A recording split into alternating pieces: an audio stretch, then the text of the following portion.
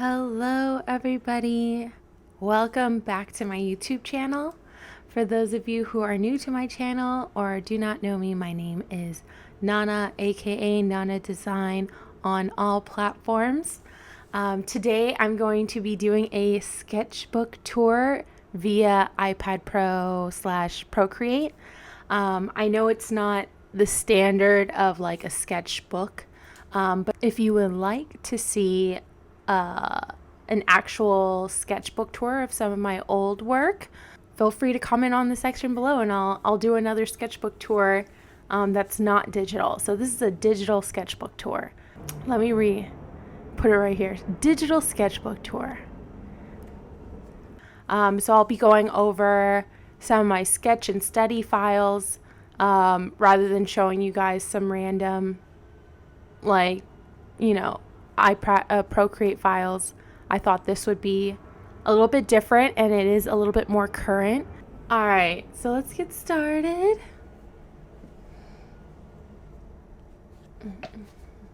So we're gonna start off with my first.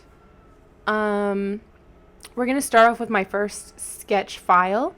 So this sketch in particular was when I was at Lightbox of last year, 2022. We were having dinner and I was so inspired and I saw all these great artists that I admired. So I thought, like, why not use that inspiration and, like, sorry for the background, by the way, guys. They're doing yard work at the exact time that I'm filming this video. All right, so for those of you who follow me on Twitch and have seen some of my streams, we went over some feet anatomy. So this is kind of how I did it. So I get some like anatomy sheets via Pinterest, like most of us artists do. And what I did is hold on, let me bring that back. I would block it with shapes here. So with the green, I would map out, like, you just choose different colors to map out different things. So with the blue, I was more so focused on the body, like the actual, digits of not the digits, but the base of the foot. Whereas the red was more outlining the heel to the ankle, and then the green with the toes. So how my brain works when I'm doing studies, especially for anatomy, is that I have to like block them out in sections. That way it kind of helps me understand the shape, especially with and you can see that more on this one when it's the side profile of the foot. But the toes usually aren't the problem. It's like this part, the rest of this, that's kind of difficult for me, especially where the ankle meets where it's like I'm trying to not say it in anatomy terms, but the shin. I was gonna say your tibia, your shin to like the top of your foot, where that meets. I always got confused on how to properly do that. Toes were a little bit easier. They're just I think them as squished up fingers, if you think about it. I just take any sort of anatomy reference sheets and I'll just pretty much block them out like this first, using some different colors to kind of outline the shapes and making it consistent. Like each color is pretty much consistent in correlation to the part of the foot or whatever anatomy part that I'm working on. And then once I'm done with that, then I go in with the actual, here, let me change the opacity. But yeah, then I'll go in and actually sketch it out like that. So you can kind of see it here.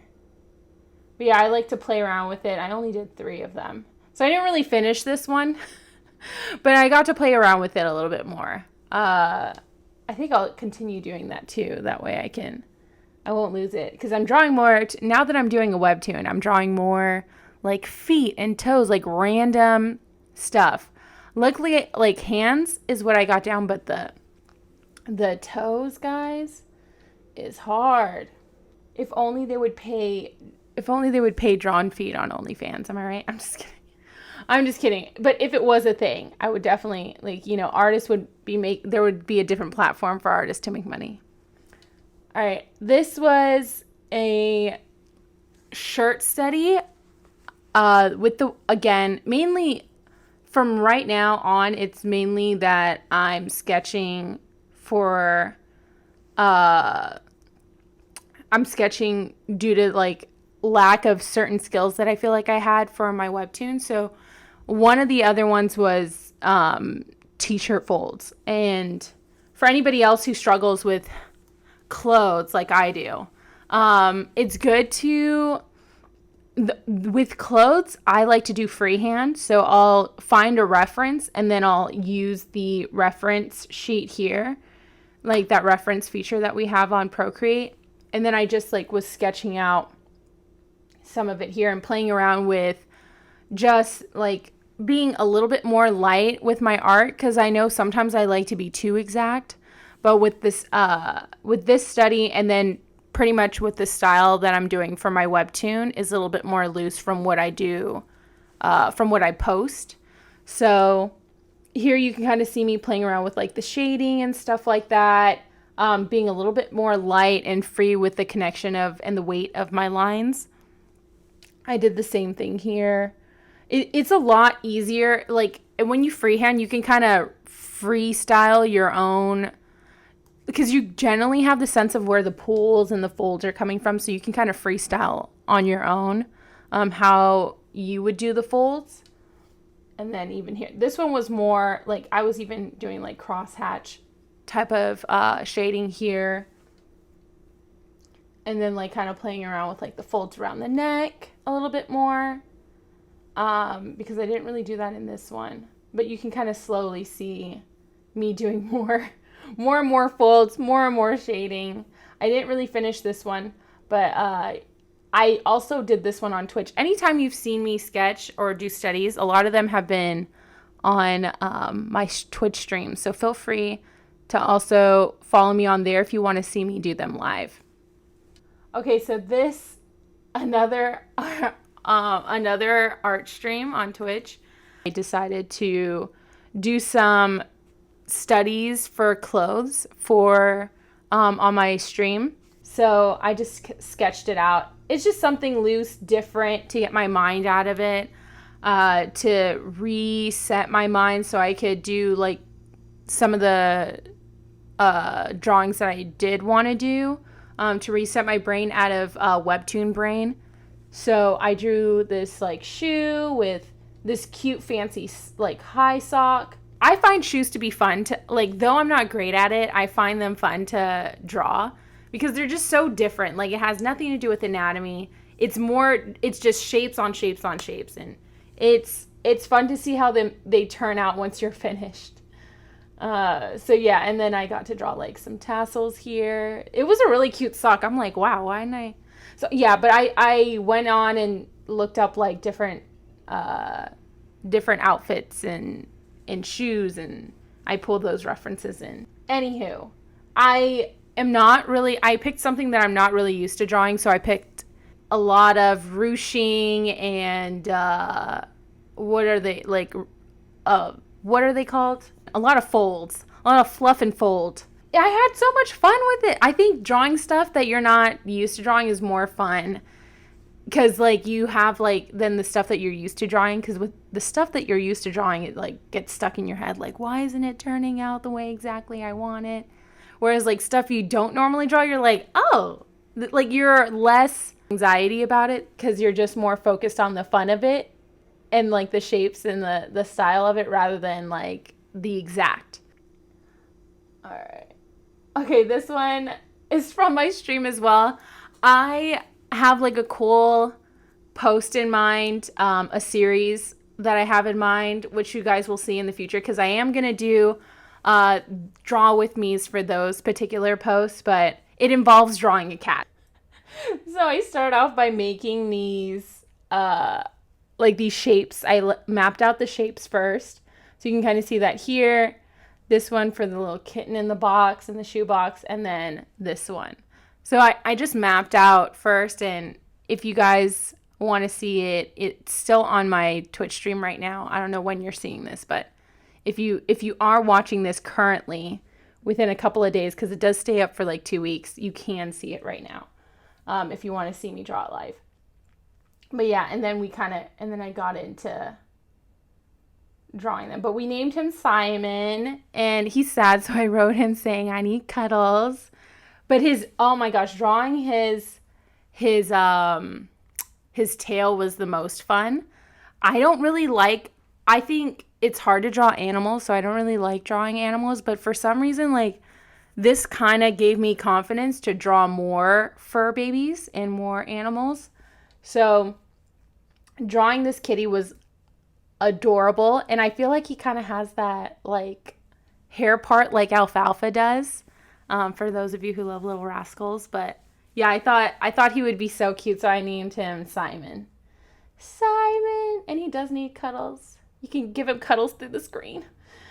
All right, and the next one was actually of one of my followers. Shout out to Amina.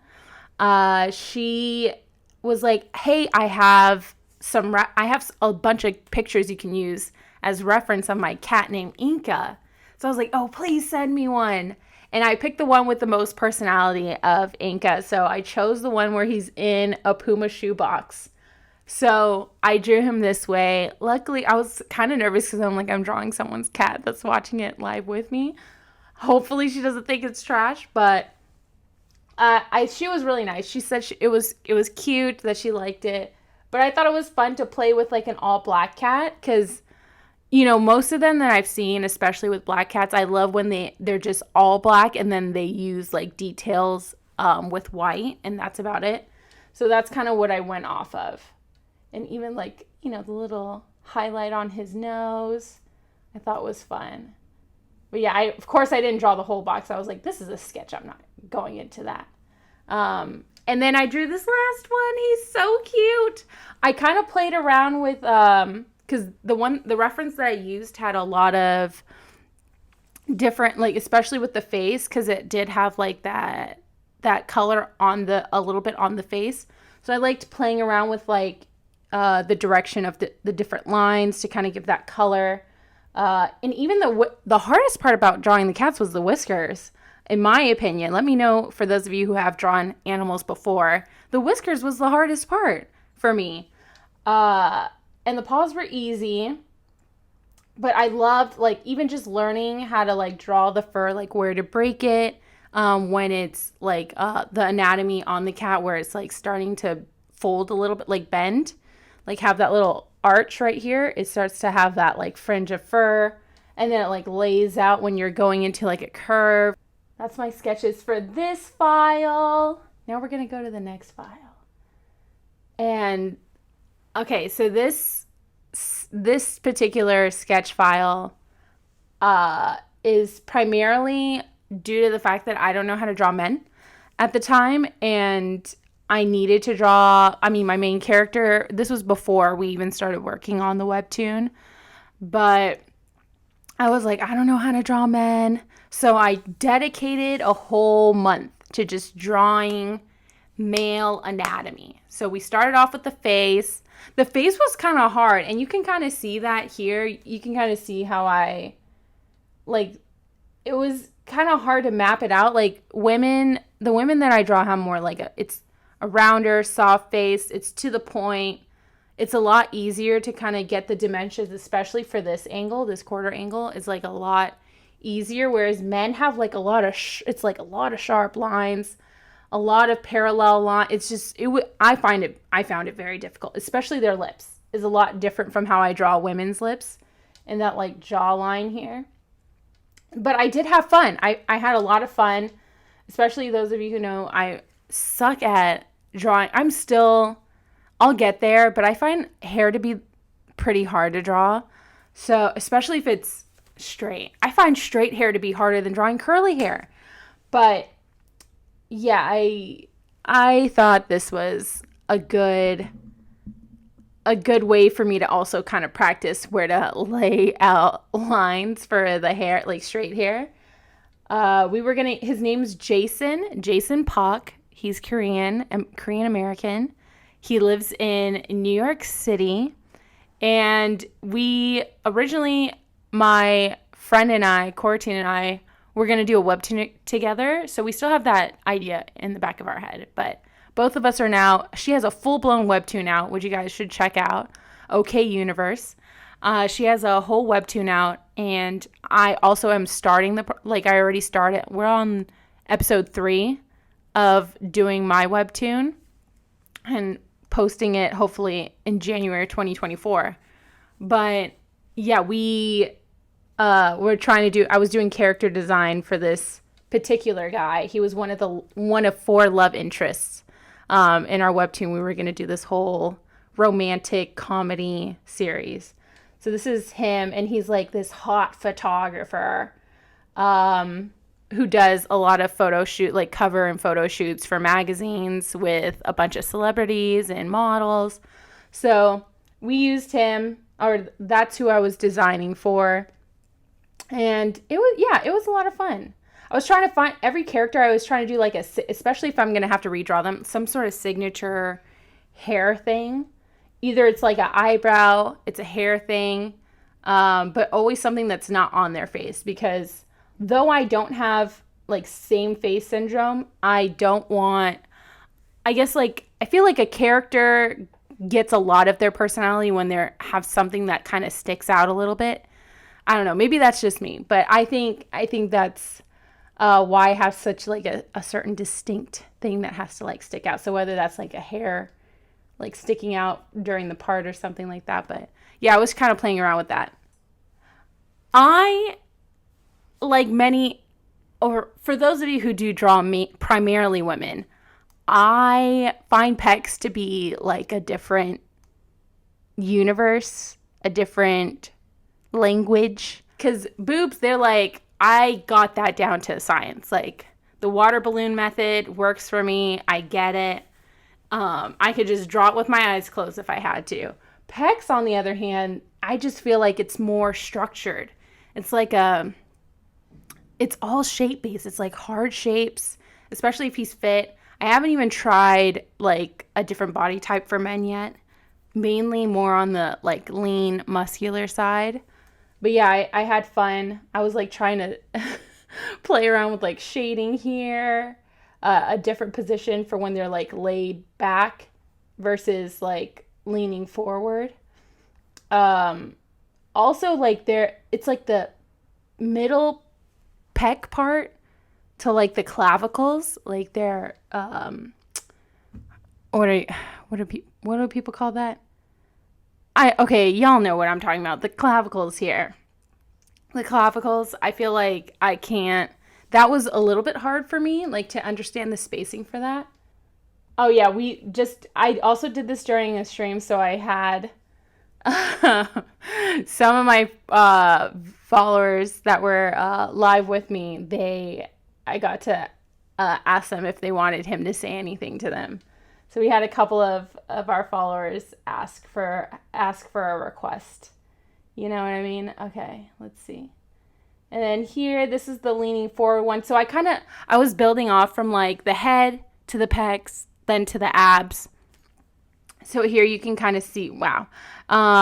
Hopefully I don't get banned, right, on YouTube. But yeah, so I blurred out, the inappropriate parts. But this was for me to practice the shading, I found that the hip area too for men was hard too. It's just so different with the anatomy. It's crazy to see the difference. I'm wow, men are more, how would I say it? They're shaped like a Dorito, whereas women are shaped so different. All women are shaped differently, but it's, I don't know how to say it. I'm just it's just so foreign. It's so foreign to me. But yeah, I kind of built off the one that you guys saw before with the pec that was leaning forward, and then I kind of built off of that using a reference sheet as well. which I think we're going to get to in a bit. Same thing with this leaning back. You guys saw it earlier, just this part. And now I did the rest of it here. I think it's so much fun doing the shading. But then when I do, like when I'm doing like a full rendered piece, I'm like, oh, none of that. Because I do a lot of more cell shading instead rather than doing a, like a regular sketch shading, which is why I like my sketches more. I find like shading like this a lot better than the shading that I do when I post. And you guys let me know if you feel the same way as an artist, or maybe you've seen my work if you like my shading better with the pen, like a sketch pen, rather than like how I shade, like cell shade. But I just think it looks more clean. It looks so good when it's done by hand like this. But yeah, so we use some of the face and then we put it on the body. And then this is the reference sheet I used. So just like with my feet, with the feet sheet that I did, or the feet study that I did, I used this reference sheet already. And you can kind of see the difference. We'll get into that, but you can kind of see the difference here. But yeah, once I do these, so I used just 2 of them, and I block them out like this, and then that's how we got these, if that makes sense. So I just used, there we go. Well, it was bigger then, but I used this one and then you kind of minimized it down, but that's how I kind of like started like remixing my own thing into like the shape and everything. Here, sorry, I pulled back. But yeah, I kind of went more into detail in regards to like the shapes and how I wanted the shading to go. Yeah, because they went a little bit more hardcore on the all the muscles in the neck than I normally would. And you can kind of see that here too. Sorry. This is the only hard part. But yeah, you can kind of see that when you look at the reference here. Like way hardcore on that shading. It was like it was doing the most. But I liked my guy to be a little bit more like a swimmer's body, so I kind of elongated his torso a bit more, and kind of made it more straight edged for the lines. But yeah, I highly suggest if you're a little bit more advanced from like copying, like tracing over and over and over again as your standard practice, I highly suggest doing like blockouts, like shaping layouts, and then going from there, and then kind of seeing how you do it your own way rather than if you want to kind of take it a step up from tracing. And yes, I support tracing for practice. I don't support tracing to post, but tracing to practice, that's how a lot of people do it. So I highly suggest starting there if you don't know where to start with anatomy. Start with tracing and then you can advance up. Fun. All right, so this was originally was supposed to be a children's book. So they asked me to do character designs for their characters for the book. And this is the main character. Her name's Nessa. And this is when I was really starting to learn how to do shape language. So I knew that like the more innocent ones had like bigger eyes, especially with like kids. Like the main character who's like kind of the hero kid. I like studied I pulled so many reference sheets on Pinterest. But I was like, I noticed they have like a round shape. They're a little bit shorter in stature. And like they have huge eyes. I think they're super cute. And again, I don't know what my obsession is with alfalfa. It started here because this was like back in 2018,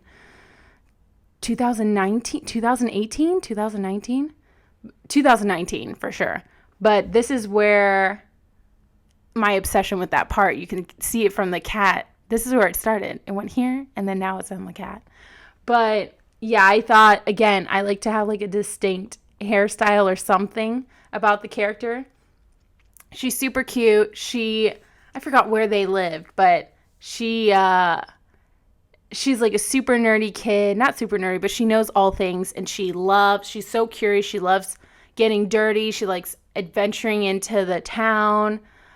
So I wanted her in like overalls. I thought would be cute, but to still keep it girly, have it like the heart in the middle. Very much a rough sketch. And I don't know what it is. I got into like this. I thought it was super cute with like that. It almost looks like a hamster's feet, but I did that for her too because she's like very short in comparison to the other characters in here. So that's hers. And then this is her father, Ethan, who all I know is that he owns and works at a mechanic, like a car mechanic. He's a car mechanic, but he works at like an auto shop. So I had him also in overalls, or like this one jumpsuit that they usually work in. I got to play around with like the shaping of the boots a little bit. I used a lot of different references to kind of get his shape with his boots from different Disney characters and how they do it. But I wanted like his shoes to look like pretty worn out. Like these are his everyday work boot shoes. The hands, again, it's a children's book, so I wanted to keep it very simple. He has that little, arm hair. And then kind of giving him similar eyes to the kid in regards to their iris. But yeah, I wanted to create like a father that, it looks like he does the right thing and always has good intentions. So that's kind of like the demeanor I wanted. It was someone he had like a trustful face, but also much of like a strong body. So I made sure, and usually they have like a wide shoulder. So again, back to the shape language, that's what I kind of went with this design. And then last but not least, there was this old man in the you could see this one I had still up the references here. But these are the references that I used for him. And again, these are just sketches. These weren't final, but they just needed something to kind of go off of. But you can kind of see like all these old men had like very distinctive, especially with the beards, but they had very distinctive beards here. So I kind of wanted to put that into this character, Theodore. I think that's his name. Yeah, Theodore. He's a war veteran. They said he's a veteran. So I was like, okay, he's going to have like, that lean back. This is kind of how I saw him in regards to like, he had like a cane because maybe, he had a bad knee or something, or like had to get a hip replacement due to like something that happened when he was like, after time, as he got older, affected him. So he has his cane, which I try to make like very distinctive. I saw this cane here, like this cane over here. So I was like, oh, let me make him a cane too, so it's easier for him to navigate and walk. But yeah, and then, making his shoes a little bit, playing around with shoe shape. Doing this was a lot of fun. I even liked having fun drawing his little pot belly. But yeah, when I do character designs, I love exploring. Those are like kind of the things I pay attention to, like what his story is. Can I show that kind of on his features as a character? It's like unfinished work from this file, but I think I'm going to bring it back once season 3 of Bridgerton comes back. But I was drawing Miss Danbury, and during that time of like the Queen Charlotte series coming out, I just like, it takes me so much time to do them. It just like got to a point where like it kind of died down. My motivation died down to draw it. So maybe I'll find that motivation to finish it once season 3 of the Bridgerton comes out.